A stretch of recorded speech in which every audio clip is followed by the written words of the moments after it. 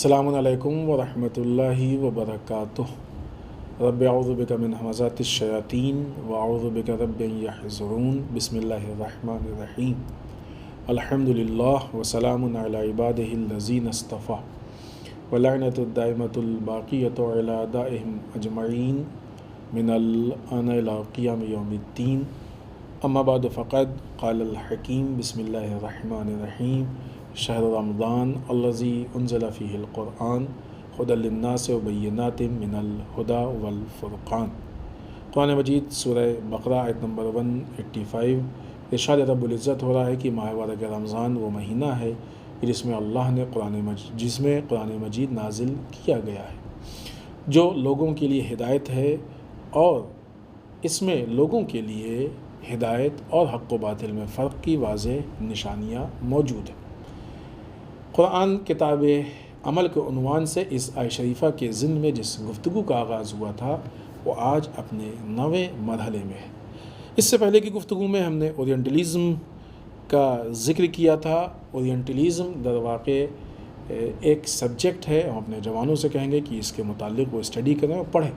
ओरिएंटलिज़म यानी इस्तिशराक़, ओरिएंट यानी शर्क़, ओरिएंटलिज़म यानी इस्तिशराक़। मग़रिबी दुनिया या मग़रिबी ताकतें मशरिक़ी ताकतों पे रिसर्च करती हैं, और वो कहने को मशरिक़ी ताकतें या मज़ाहिब या कल्चर, दरवाक़े वो इस्लाम पे रिसर्च करते हैं।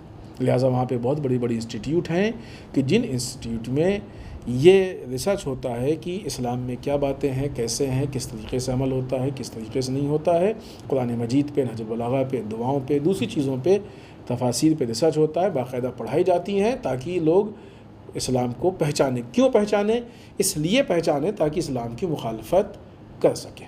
लिहाजा ओरिएंटलिज़म ने, इस्तिशराक़ ने कुरान मजीद की भरपूर मुखालफत की है, और ये पूरा एक सब्जेक्ट है। ज़ाहिर है कि इस मुख्तसर सी गुफ्तगू में, इन सारी बातों में हम आपके सामने वो तफसीलात नहीं पेश कर सकते हैं कि ओरिएंटलिज़म ने किस तरीक़े से और किस हद तक मुखालफत की है। लेकिन जो हमने कल इशारा किया था कि किस तरीक़े से लोगों को दूर रखा जाए इस्लाम से, मुसलमान रहें, ये काम ओरिएंटलिज़म का है। ऐसी बहुत सारी चीज़ें बना के हमारे बीच में डालते हैं, हमारे बीच में फैलाते हैं कि जिसकी वजह से हम हक़ से दूर रहें, हम हकीकतों को फरामोश कर दें, हम हकीकतों से दूर हो जाएं। हम एक मिसाल इस सिलसिले में आपकी खिदमत में पेश करते हैं। अगरचे एक मिसाल हम कल दे चुके हैं, लेकिन एक मिसाल और मज़ीद आपकी खिदमत में पेश करते हैं। बहुत मशहूर चीज़ है ग्लैडस्टोन की, जो कि इंग्लैंड का प्राइम मिनिस्टर था। आप देखें, तारीख़ में सर्च करें, ग्लैडस्टोन ब्रिटिश का, इंग्लैंड का प्राइम मिनिस्टर था। वो जब इस्तेमार का आगाज़ था, यानी इंग्लैंड जो है पूरी दुनिया पे कब्ज़ा कर रहा था, पूरी तरीके से फैलने की कोशिश कर रहा था, उस वक्त ग्लैडस्टोन ने ये कहा था कि इस्लामी ममालिक पे हम उस वक्त नफूज़ कर सकते हैं। नफूज़ यानी कंट्रोल। अगर हमको इस्लामी ममालिक पे, इस्लामिक कंट्रीज़ पे कंट्रोल करना है, नफूज़ करना है, तो हम उस वक्त कर सकते हैं कि जब हम कुरान मजीद को उनसे जुदा करके जला दें। क्या मतलब? क्या आज मुसलमानों में कोई ऐसा है कि जिससे आप ये कहिए कुरान मजीद छोड़ दो, हमको दे दो, तो दे देगा? कोई नहीं देगा। आज मुसलमानों के अंदर वो जज्बा है कि वो जान दे देंगे लेकिन कुरान मजीद नहीं छोड़ेंगे। आज क्या वो लोग, मसलन आज भी जो लोग कुरान को जला रहे हैं और सेंसर करने की बात कर रहे हैं, वो तो क्या कुरान को उन्होंने जो जलाया है उसका मकसद वो जिल्द व सफ़ात हैं, या वो मफ़हूम है जो कुरान के अंदर है? ग्लैडस्टोन का कहने का मतलब क्या था कि मुसलमानों से कुरान की जिल्द को हम छीन लें? नहीं, मकसद जिल्द का छीनना नहीं था। कुरान मजीद एक निज़ाम है, सिस्टम है, और एक ऐसा सिस्टम है कि जिसकी बुनियाद पे इंसान, अब आयत हमने पेश की कि कोई इसके ऊपर गालिब नहीं आ सकता, ये गालिब आएगा। आइए यहाँ पे बीच में हम आपके सामने सादिक़ आले मोहम्मद इमाम जाफ़र सादिक़ अलैहिस्सलाम की एक हदीस पेश करें कि इमाम फरमाते हैं, मल लम यारिफ़िल हक़ मिनल क़ुरआन लम यतनक्कबिल फ़ितन। जो भी हकीकत को कुरान मजीद से ना पहचाने वो फ़ितनों से नहीं बच सकता है। यानी क्या मतलब? फ़ितनों से बचने के लिए कुरान मजीद से हमको हक़ को पहचानना पड़ेगा। लिहाजा اگر اسلامی حکومتیں قرآن مجید کے ذریعے سے فتنوں کو پہچان رہی ہیں تو فتنوں سے بچ جائیں گی۔ برٹش، انگلینڈ، استعماری طاقت، اس وقت وہ فتنہ تھا ان کا، سب کو اوپر کنٹرول کرنا، سب پہ غالب آنا۔ کون سی چیز تھی جو مسلمانوں کو بچا رہی تھی؟ قرآن بچا رہا تھا۔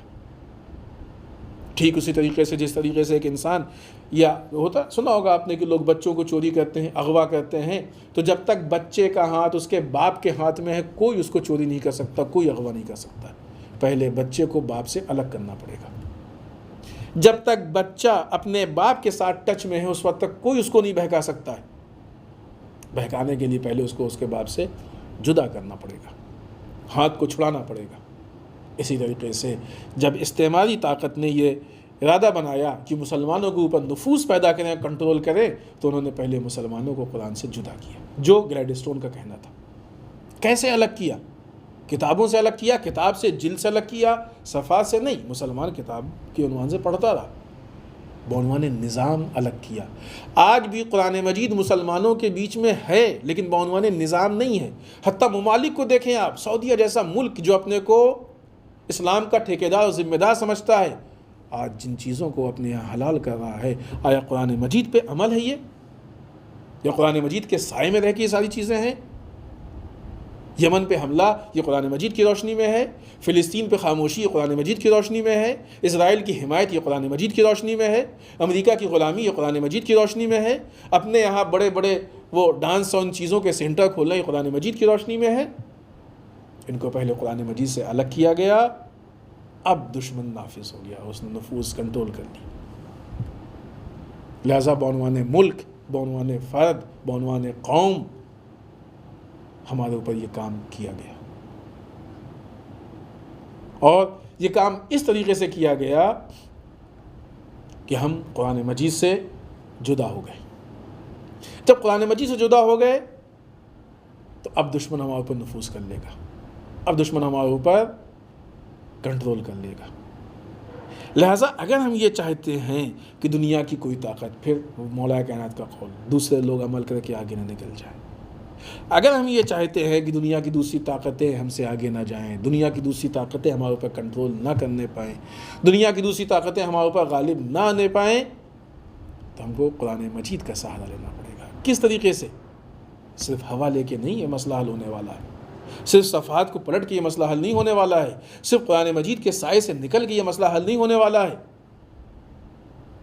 صرف قرآن مجید کو بعنوان جلد، صفحہ، عبارت، ٹیکسٹ، اس مسئلے کو ہم حل نہیں کر سکتے ہیں۔ اس مسئلے کو حل کرنے کے لیے قرآن مجید پہ ہم کو عمل کرنا پڑے گا۔ بغیر عمل کیے ہوئے اس مسئلے کو حل نہیں کیا جا سکتا ہے، ورنہ اگر ہم قرآن مجید سے حق کو نہیں پہچانیں گے تو ہم اپنے کو فتنے سے نہیں بچا سکتے ہیں۔ امام صادق علیہ السلام کو قول، فتنے سے بچانا ہے تو ہم کو قرآن مجید کے ذریعے حق کو پہچاننا پڑے گا، قرآن مجید کی بنیاد پہ ہم کو حق کو پہچاننا پڑے گا، تب ہم جا کے اپنے آپ کو فتنے سے بچا سکتے ہیں۔ لہٰذا دو چیزیں ہو گئیں، ایک یہ کہ قرآن بعنوان جلد، بعنوان الفاظ، گھر میں جلد کے عنوان سے رکھا ہوا ہے، اور ہمارا پڑھنا بعنوان ٹیکسٹ ہے۔ خوب، اس میں کوئی شک نہیں کہ وہ ہمارے درمیان ہے، اور الحمدللہ کی ہے، اس میں کوئی شک نہیں، ایک نعمت کے عنوان سے ہے، اللہ کی نعمت ہے، لطف ہے اللہ کا ہمارے اوپر۔ لیکن دوسرے اعتبار سے قرآن بعنوان عمل، آیا ہمارے گھروں پہ قرآن مجید پہ عمل ہوتا ہے؟ کتنے ایسے سورہ ہیں، کتنی ایسی آیتیں ہیں جو واضح کلیئر ہم کو بتاتے ہیں۔ سورہ حجرات پڑھیں، کتنے اخلاقی مسائل ہیں اس میں،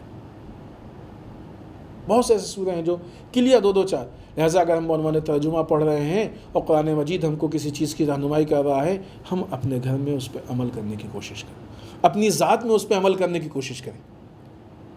یہ وہ جگہ ہے کہ جہاں پہ دشمن مایوس ہو جائے گا، اس لیے کہ ہم قرآن مجید پہ عمل کر رہے ہیں۔ پڑھیں، عمل کریں، گھر میں کتاب ہو، گھر میں عمل ہو۔ لہٰذا جب قرآن مجید ہمارے درمیان کتاب عمل کے عنوان سے ہوگا تو ہماری بدبختیاں ختم ہو جائیں گی، چاہے ہماری فردی، انفرادی، ذاتی بدبختیاں ہوں، چاہے ہماری قومی بدبختیاں ہوں، یا ملک کے اعتبار سے بدبختیاں ہوں۔